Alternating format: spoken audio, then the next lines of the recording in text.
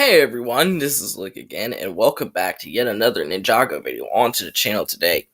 So let's talk about the Oni and Dragon Trilogy, and how I think it might have set the bar a bit too high.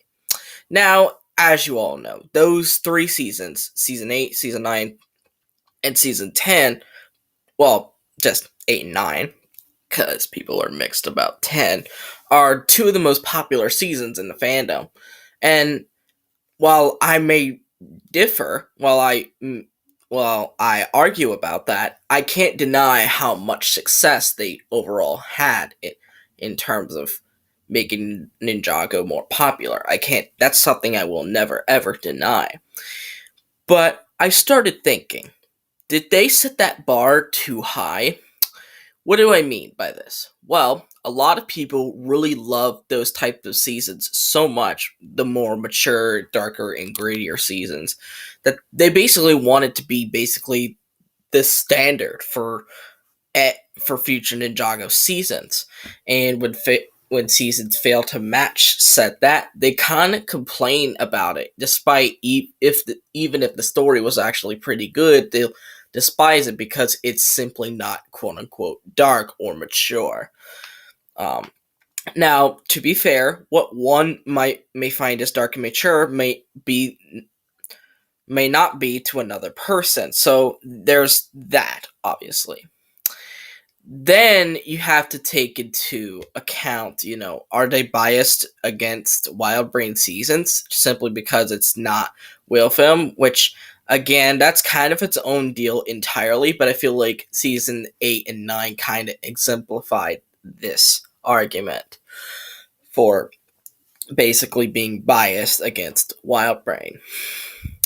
And it doesn't really help that, a lot of people really criticize Tommy Andreasen and Brady Shoe whenever they write comedy stuff. A lot of people don't really care for that, especially considering seasons 8 and 9 really didn't have any comedy. And when they did, it just didn't work.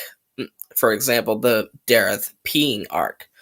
Um, and honestly, I feel that because of those reasons I mentioned, I feel like a lot of people really just simply don't like the newer seasons simply because they believe they aren't up to the caliber of 8 and 9. Now, that's an opinion. You can't say, oh, that's a fact and whatnot.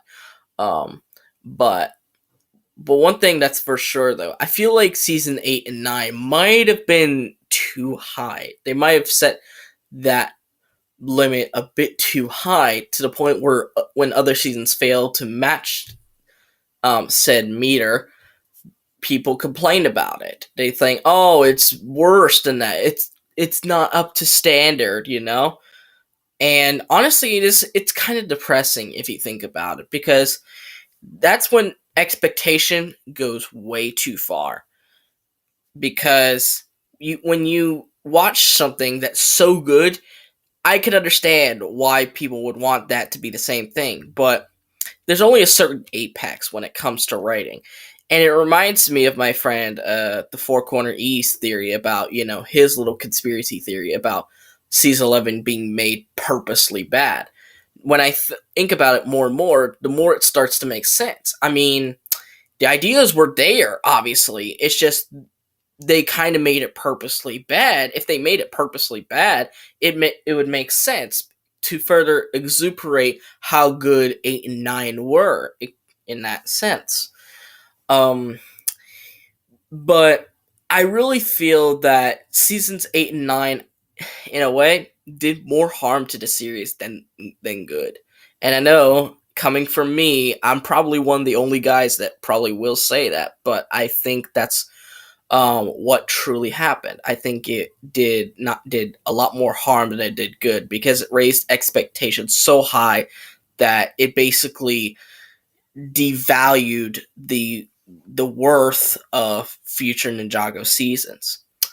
But what do you guys think? Do you think seasons 8, 9, and even 10 to an extent set the bar a bit too high? Let me know in the comments down below.